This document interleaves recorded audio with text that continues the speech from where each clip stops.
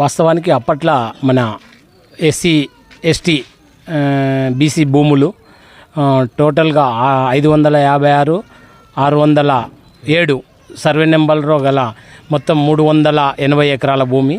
దానికి గాను మన ఐటీ కారిడార్ పెడతాము అన్నట్టు ప్రజలతోటి అది భూమి తీసుకున్నారు. భూమి తీసుకొని అప్పటి గౌరవ మన మాజీ మంత్రివర్యులు ఇక్కడ మన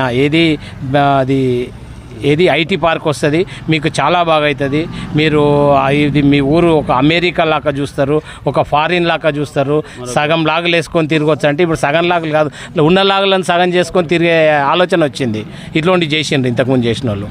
ఇప్పుడు మేమేం చేస్తున్నాం, ఈ ఓట్లు ఎందుకు బహిష్కరించాల్సిన అవసరం వస్తుందంటే 59 రోజులు మా గ్రామంలో ఖచ్చితంగా ప్రతి పెద్ద మనిషి, ప్రతి ప్రజాప్రతినిధులు, మాజీ ప్రజాప్రతినిధులు, వార్డు మెంబర్లు అందరం ముక్త కంఠంతో ఈ గ్రామ పంచాయతీ దగ్గర కూర్చొని 59వ రోజు అవుతుంది. ఈ రోజుకు మేము నిరాహార దీక్ష చేస్తున్నాం.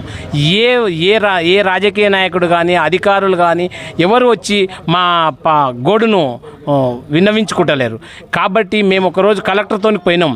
అందరం పోయి అడిగితే కలెక్టర్ ఏమంటాడు, మీరు ఏదైనా ఉంటే మీ దీక్ష మీరు చేసుకోండి తప్ప మీరు ఫ్యాక్టరీ దగ్గర పోయి మీరు ఆడ లొల్లి చేస్తాము అది చేస్తామంటే మీ మీద కేసులు అవుతాయి అంటాడు. ఎందుకైతే నీవు చెప్పాల్సింది ఏంది, ఫ్యాక్టరీకి నీవున్న ఫ్యాక్టరీ మేము కట్టే ట్యాక్సీలతోటి మీకు జీతాలు వస్తున్నాయి. ఈరోజు మీరేం చేస్తుండ్రు, ఇది తీసుకుంటూ కంపెనీకి సహకరిస్తుండ్రు. ఎంతవరకు ఇది సమంజసకం?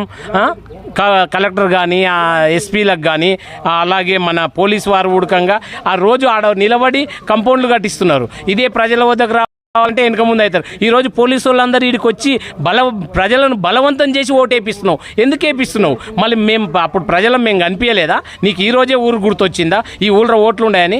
ఓటు ప్రతి ఒక్క బాబాసాహెబ్ అంబేద్కర్ ఇచ్చిన ఓటును మేము కూడా గౌరవిస్తాం. కాకపోతే మా మనసు బాధ ఉండి ఆయన మనసును ఇబ్బంది పెట్టుకుంటూ కూడా ఈరోజు ఓటు వేస్తలేము అని అంటే ప్రతి ఒక్కరు ఆఫీసర్లు అందరూ గమనించాలి. తోటే ఈ ఓటు వేయలేకపోతున్నాము. ఇప్పటికైనా అధికారులు స్పందించి ఇప్పుడు మా గ్రామానికి వచ్చి మేము ఈ విధంగా ఈ బ్యాటరీ ఫ్యాక్టరీని ఖచ్చితంగా మూయించగలుగుతామని ఏ అధికారి కానీ రాజకీయ నాయకులు కానీ వచ్చి చెప్తే మేము ఎప్పుడు కానీ ఆ బాబాసాహెబ్ అంబేద్కర్ ఇచ్చిన భారత రాజ్యాంగాన్ని ఇచ్చిన దాన్ని గౌరవించుకుంటూ ఓటేయగలుగుతాం.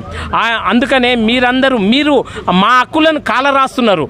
మేము ధర్నాలు చేయకూడదు, ఏది చేయకూడదు, కంపెనీకి గులాం చేయాలంటారు. మేము ఎందుకు చేయాలి గులాం? మా భూములు తీసుకొని మా గ్రామంలో ఉన్న ప్రజలను ఇబ్బంది పెట్టుకుంటూ మా ఊళ్ళను కాలుషితం చేసుకుంటూ ఉన్నారు.